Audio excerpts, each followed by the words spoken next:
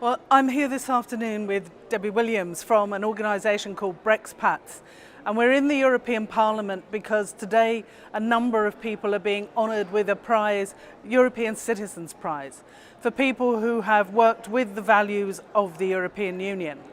And I first met Debbie after the referendum in the UK and was really impressed by the work she was doing to bring together UK nationals living elsewhere in the European Union to put forward what was happening to them and what they wanted out of the referendum, sort of the post-referendum negotiations. So, Debbie, what's happened in those months since the referendum? Where are we now?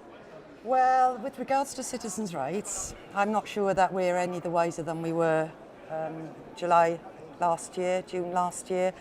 With regard to connection and outreach and getting the message out to our fellow British citizens in the EU and the EU nationals in the UK, we seem to be gathering momentum. We have more members within the groups. British in Europe is representing 10 coalition groups and also the 3 million. We're working together and we hopefully will get the message that citizens' rights need to be ring-fenced in case of no deal.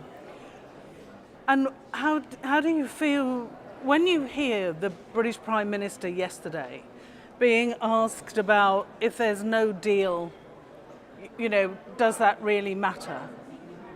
And she won't give a reassurance about the rights of UK citizens, EU27 in the UK.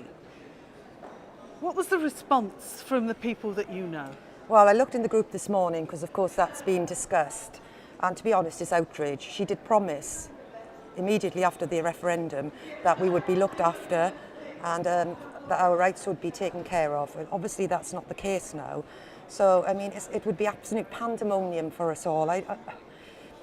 Everybody's very upset, and I think it was an uncalled for remark, and it has made everybody tense, more worried, and we've already got members with ill health. And I mean, the suffering, since we've been in limbo for this length of time, I just don't know what to say. It was not the right thing to say as far as I'm concerned.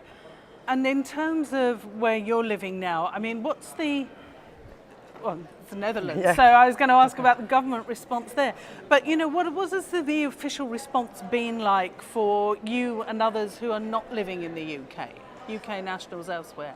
Well, apart from MEPs like yourself and some very dedicated MPs in Westminster, there's not been much said about us British living in the EU 27 really. We can't seem to get the message across. We can't seem to get into the British media apart from in The Guardian. Locally, for instance, in the Netherlands, we've started lobbying there. It's sympathetic, but we need to make our voices heard a little louder there as well. But I mean, I think, for instance, the Netherlands will try and do the best by us that they can, but that's not what we're after.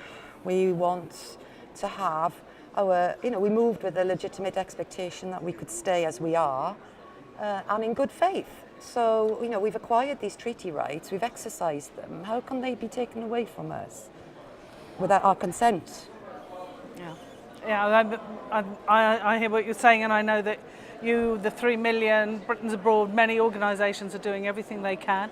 I think that in the European Parliament here, your voices are being heard. We just need to really now concentrate on getting the British government to be clear on what it is offering, and along with the EU to do the best that we possibly can. Mm-hmm. And hopefully the Citizens' Prize will help add to your, I don't know,